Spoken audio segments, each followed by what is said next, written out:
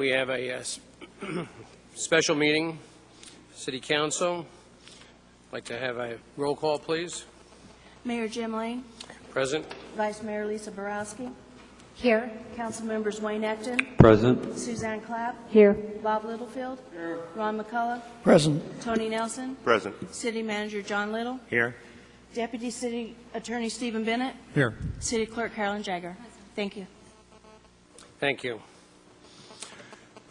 This is a special meeting for City Manager's job status review, and it's at the request of Councilman Nelson, and as per the Council's adopted motion on September 22nd, 2009, the Council meeting to revisit the City Manager's contract within 90 days to discuss, consider, and take possible action regarding the employment, assignment, appointment, promotion, demotion, dismissal, salaries, discipline, or resignation of the City Manager.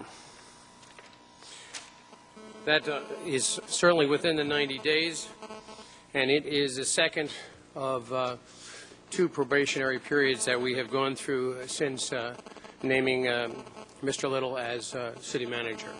One was a 6-month probationary period, which passed on that day on September 22nd, and it was decided at that point in time to allow for another 90 days or less to determine the level of communication and cooperation that was being felt and understood from our City Manager.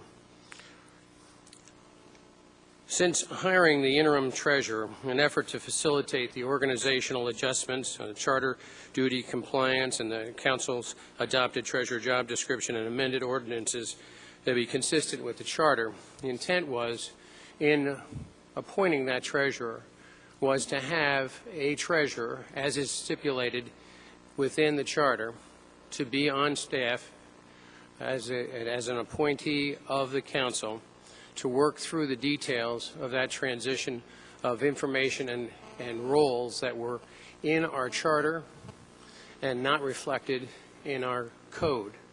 So modifications need to be made to those. The intent was to use this as an additional trial period of time to see how well we work together in communicating the needs to bring it into compliance legally and as far as operationally as well. The problem that's occurred, and it seemed to persist, is that we had a pledge by the City Manager to abide and to implement a charter, or I should say an ordinance change that was consistent with the charter when it was found to be correct by the legal department. That's been done, but in the process of doing that, the real evaluation was to see how we could go about it. We had struggled through several months ahead of time, I'm talking about earlier this year, on a number of different issues that had caused some disruption with how we were getting accomplished what the council was looking to have accomplished.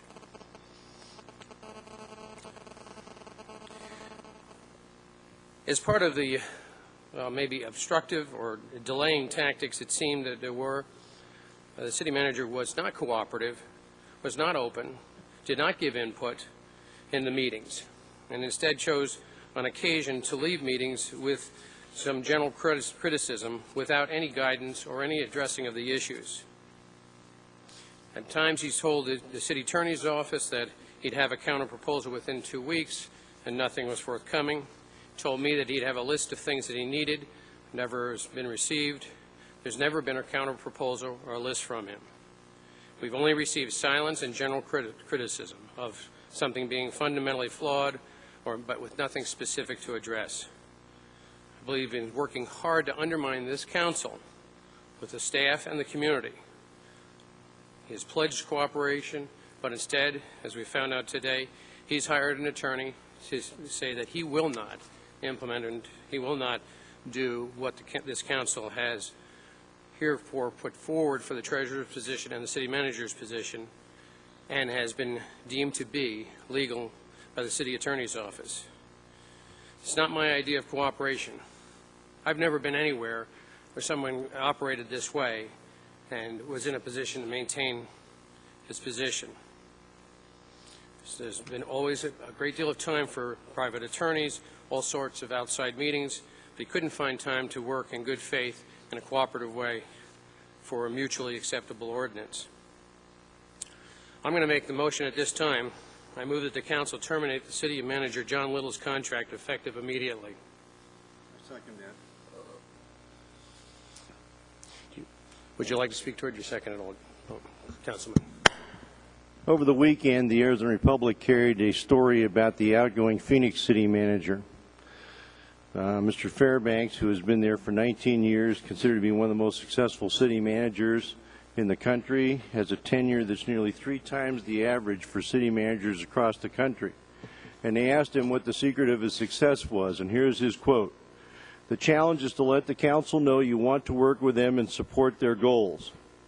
The council is the elected representatives of the people, and it's not my job to substitute my opinion for theirs. I'll give advice, including the costs of implementing an idea and potential unintended consequences. But when they vote, I actually try harder to successfully implement an idea that I don't like than an idea that I personally like.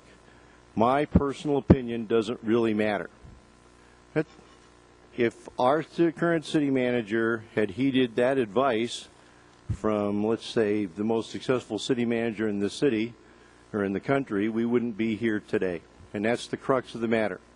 You can't run a city where the city manager believes that he can pick and choose which council decisions he is going to implement. It has nothing to do with anything else. That's the bottom line. Can't run a city in that way, and so therefore I'm seconding the motion that we terminate the current city manager immediately. Thank you, Councilman Littlefield. Councilman Nelson, you have got a request to speak.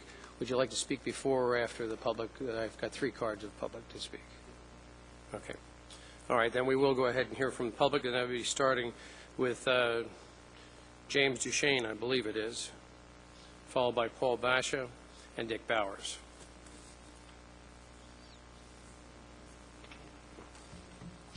Do you want my name and address for the record? Jim Duchesne. I live at 10474 East Raintree Drive, Scottsdale 85255. I'm a business owner here in Scottsdale and also on the Parks and Rec Commission. Members of the council, Mr. Mayor, I come today to speak in favor of our city manager, John Little, but also for our city. I've known John Little since we moved here in the year 2000. I know him to be an outstanding leader and civic contributor and civic volunteer. Dissent and debate are the crux of what makes our country and our community go, and I recognize there are some clear divisive issues. But when you have great people working together, that's when great solutions come about. In the book Good to Great, which many of you may have read, the key predictor of greatness in organizations is to first have great people on board the bus and let vision and problem solving come from that. John Little is one of those great leaders, and I'm confident that if he continues to work with this council, everyone will come up with great solutions and great leadership for our community.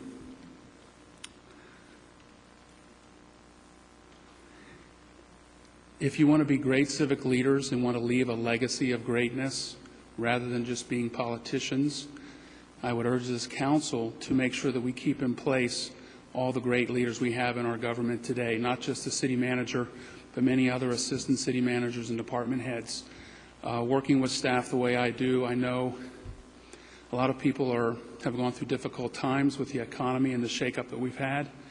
And I don't know this for a fact, but I think a lot of people are watching to see what's going to happen here. If someone is as great a person and as great a leader as John Little can be treated this way, even though there are differences of opinion, I think a lot of people in city government are going to be wondering what could possibly happen to them. And I don't want us to see an outflux of great people and great staff in our city leave and go to other emerging cities. I really want us to work hard to keep the great people we have here. And I understand that there are some issues. I just don't see why we can't work through them. And then finally, Mr. Mayor, I know you ran on one of many pledges was open government. and transparent government. And I don't know the various reasons why this meeting is on a Monday at 2:30 in the afternoon, but it just doesn't feel like there's an opportunity for people to come. I think this room would be filled to the standing room only if it was at a time when people could come and support this city manager. Thank you. Thank you, Mr. Duchesne. Next would be Paul Basha. Mayor, members of the City Council, my name is Paul Basha. I reside at 7709 East Glen Rosa Avenue here in Scottsdale. I was a city employee here from 1984 to 2000, approximately half of my career. For the past 10 years, I've been a private consultant. And I can tell you that working in the public sector is substantially more difficult than working in the private sector. Frankly, I feel like I've been on vacation for the last 10 years compared to my 16 years of service to the citizens of Scottsdale. One of the most distinctive attributes of a true professional is that they accomplish difficult and almost impossible tasks seemingly effortlessly. And I think John is a true professional. I think he's done a remarkable job in the 18 months or so that he's been the city manager for us Scottsdale citizens. And I strongly encourage you to retain John Little as our city manager. Thank you for your consideration. Thank you, Mr. Basha. Next would be Dick Bowers, followed by Barbara Burns.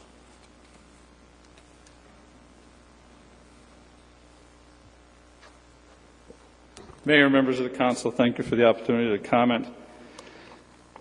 On the back of my business card, I've got a little quote from a guy named William James who wrote in 1911 that the lonely kind of courage, civic courage, is the kind of valor to which the monuments of nations should most of all be reared. I think it's, you know, it's that characteristic on which all others find footing, is courage. You mentioned Frank Fairbanks. I know Frank Fairbanks very well.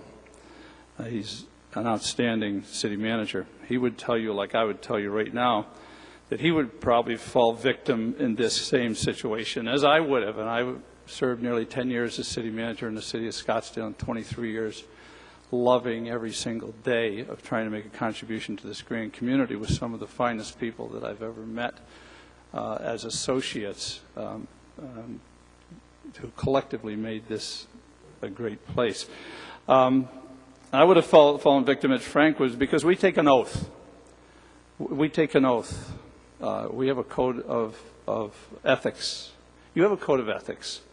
We have a code of ethics that says we will not support anything that's ethically, morally, or legally inappropriate, and we will stand that ground. We will lose our job for the sake of a principle.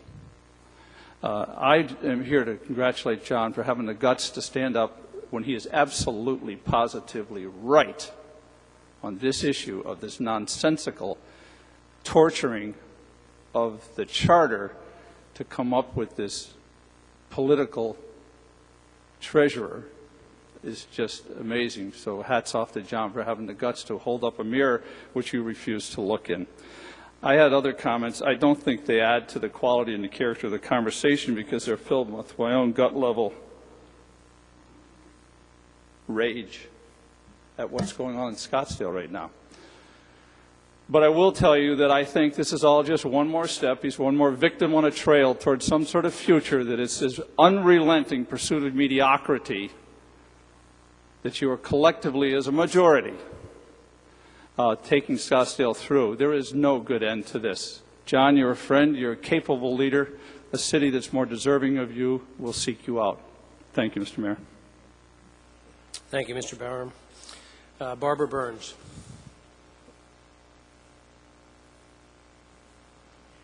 My name is Barbara Burns, and I live at 7137 East Rancho Vista Drive in Scottsdale, and I'm speaking in support of John.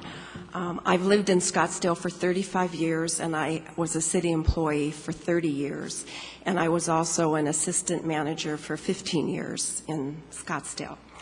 And I've also worked for 7 city managers during my tenure with the city. I believe strongly that you have an excellent city manager in John Little. And at a time when the city needs a great deal of healing, he's the right man at the right time.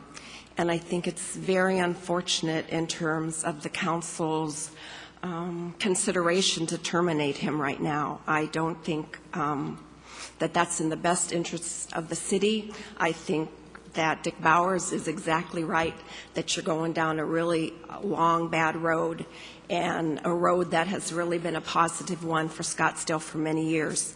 And I was fortunate to work here in the golden years, and the coming years are not so golden in my mind. So I think you need to think long and hard about your decisions, because they're not good for the city and they're not good for the citizens. Thank you, Ms. Burns. That completes public comment. Councilman Nelson. Thank you, Mayor.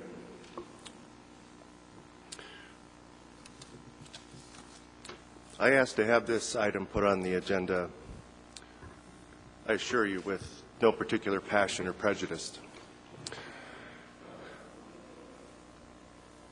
It's true.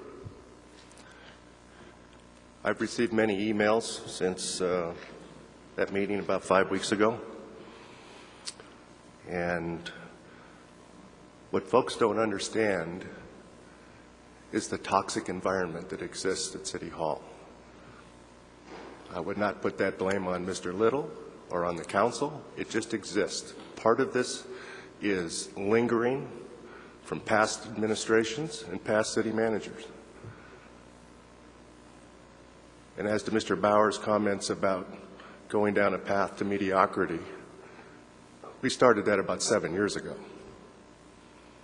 And I think if anybody's been listening, you've probably heard me say that on many occasions. I remember the days, many years ago, under Drinkwater and Mr. Bowers, where rational minds could put aside philosophical differences for what was best for the city of Scottsdale, its employees, and its taxpayers. But we have gotten into a situation where at least 3 members of the City Council distrust and, as witnessed at our last meeting, actually want to fire the city manager. That is not good for the city of Scottsdale. We cannot conduct business in that atmosphere. I believe in being firm but fair. I had hoped in the last 5 or so weeks that things would get better. They have actually gotten worse. And that's why I asked to have this put on the agenda this evening, or this afternoon.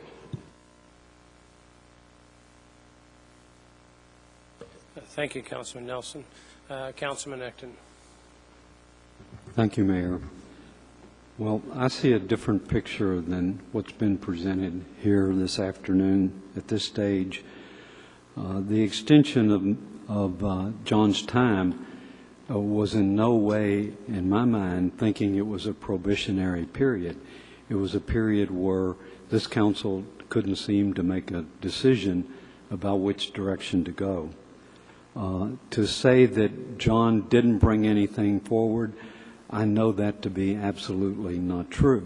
I've sat in John's office. I've seen proposals that he's passed along to me that he passed along to the mayor and others.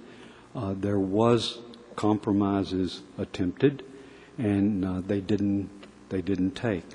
There were people that were not willing to compromise. They were dead set to go down that path. Mr. Fairbanks, I don't think, and I can't speak with assurity, hasn't faced a charter issue like this. And if he had, I think he would, in fact, feel a lot like John feels, a lot like Mr. Byers feels. Again, we're here today on a short notice where the public has not had an opportunity to weigh in on this adequately. This place would be full if it had been given the proper notice of at least a week, and the press hasn't had time to react on it. So I think this is, and the timing in the middle of the day like this is also a big negative, which has been mentioned. So I think the picture is a lot different. No one has spoken about the good things that John has done, how he's brought the staff together, how he's reorganized, how we're on budget. I could go on and on with good things that have happened. It's easy to pick out something particularly that's bad or that you don't like. He's been criticized for the retirement plan, which everybody up here, or 6 of us up here, voted for, and now they criticize it. So the picture is really not black and white. It's more gray, and I just leave it at that at this point. I cannot obviously support terminating his contract. Thank you. Thank you, Councilman Ecton. Councilman McCullough. Thank you, Mayor. If you think that this is a vote to extend or terminate the city manager, please pay more attention. This is a vote against the direction, the tone, and the processes that have been taken by this council, perhaps for longer, but for at least this calendar year. Thanks, Mayor. Thank you, Councilman. Councilwoman Clapp. I can hardly add to the comments that were made from the citizens here today. The words that come to mind are words that I heard from people, and that is, I feel rage, I feel shame, and I feel sadness that we've come to this action today. And I think the toxic environment that was alluded to will unfortunately become explosive because of this situation. Thank you. Thank you, Councilwoman Clapp. I don't see that there's any other speakers on from the council or from the public. We have a motion on the table with a second. I think we're ready then to vote. All those in favor of the motion to terminate Mr. Little's contract, please indicate by aye. Register your vote. Aye? Aye. Aye. And nay? And register Nay. your vote. Motion passes 4-3. Councilwoman Ecton, Councilwoman Clapp, and Councilman McCullough opposing. That actually completes our business for today. Motion to adjourn. We are adjourned.